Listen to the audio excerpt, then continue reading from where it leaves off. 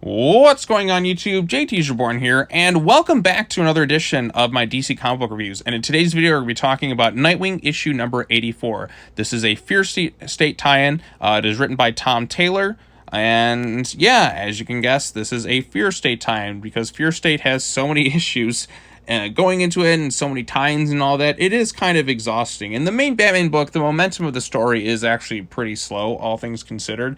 Pretty much every Batman title, aside from the Robin book, which thankfully that one's kind of doing its own thing. I'm so appreciative of that because I don't want every title to just be a tie-in to Fear State, because really, like, not too much like stuff happens in this issue, all things considered. Really just it's Nightwing leaving Bloodhaven after he made his big announcement, and I guess for the next couple issues we're gonna be kind of stuck in Fear State, so we'll see what like how much momentum like is pushed through the story. So it's really about, like, because if you read the Batman stuff, you know that Barbara had, or it was the Fear State Alpha, or it was the Fear State Omega. I can't even remember at this point. But there was an anti-Oracle program that is posing as Oracle. So Dick gets this message, and so he has to head back to Gotham City.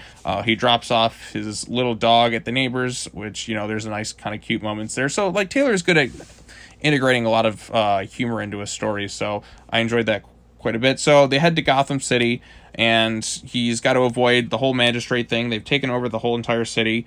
Even though, like, Renee Montoya is established in, what was it, Batman 113 that came out this week, that, like, they're pretty sure that the magistrate is up to things, but they don't got really anything on him. No, that if you got suspicion, you should go question them, but whatever. So he's got to kind of hide. They're all after the Master Outlawed. They're using lethal force to shoot and kill on sight because, yeah, Nakano is just giving them all this authority because he's really stupid. And Dick is getting into a fight with them, and then Batman shows up at some point to kind of help him out. You get a little bit of the classic dynamic duo stuff going on here. Bruce does say that he did believe that, Dick was capable of doing things on himself, but he still jumped in to help anyways because, well, he did that. So yeah, that kind of goes on. There's one nice moment too where Batman talks about how he lost his parents there in Crime Alley, and he wasn't about to let that happen to his son. I like that moment there. It shows that, how important that relationship is to the two of them. Dick goes there. He goes and confronts Barbara Gordon, who talks about how her tech was hacked, and she's like, I can't really do anything from here, and they're plugged directly into my main server right here, so I got to kind of go and get involved. And he's like, okay, so we can do. Dick is thinking that it's going to be kind of like the whole thing with Nightwing and Oracle, where she was just kind of on comms coaching him through things. He's like, yeah, so you just tell me where to go and I'll take care of it. She's like, no, I'm coming with you. And he's like, look, you have this experimental technology that's holding up your spine together. Just tell me where to look. And she's like, no, I built this thing. It was there to hurt. So I built the system. It's being used to hurt my city, my friends, and my family. I'm going with you. This is my fight. So she's suiting up as Batgirl. Her suit looks pretty cool, by the way. And she's going to go help Nightwing out with this whole thing. And yeah, that's pretty much what's up. I feel, but like, she also runs the risk of her tech pretty much being shattered, and she loses her second chance at being able to kind of walk in, fight crime, like, physically there. I mean, she obviously does a lot as Oracle, and very great character, by the way. I just love Barbara Gordon in general. Whether she's Batgirl or Oracle, I think the character is fantastic.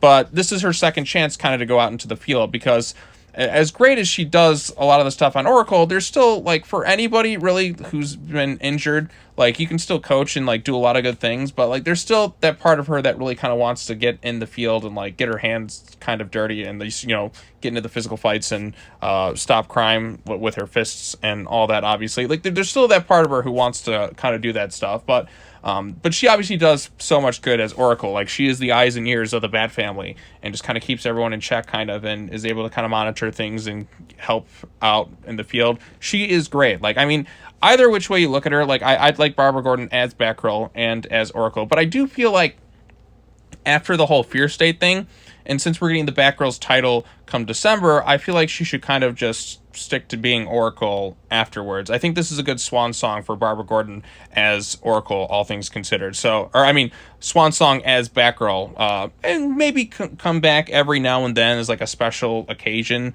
But I feel like she should kind of stick to being Oracle after this event and just coach the new Batgirls, Cass and Steph going forward. So yeah, this seems to be kind of a bit of a swan song. And again, like, she runs the risk of damaging her tech, and it's already kind of fragile as is, as we established in Joker War. Like when she when her tech kind of short circuited, she was unable to kind of walk and move around, but that didn't stop her. She still like kicked the shit out of Joker, if I remember correctly. So yeah, we're going to be facing off against the whole anti-Oracle thing going on in the city as Fear State just continues on for a few months. So, yeah, overall, this issue was okay. Definitely kind of my least favorite with the Tom Taylor's Nightwing run going on. But that's because it's kind of, we're kind of jumping, because the Batman book was all about leading to Fear State, really slowly, by the way. But the Nightwing book, I was actually intrigued by the storyline that was going on there. And it feels like we're kind of just getting interrupted by an event. So it's like, okay, we got this thing going on here, and then afterwards we'll get back to the story, which I was more interested in. But I mean, it's cool. I like Nightwing, and I like Batgirl, and I like them teaming up, and I like the one between Bruce and Dick.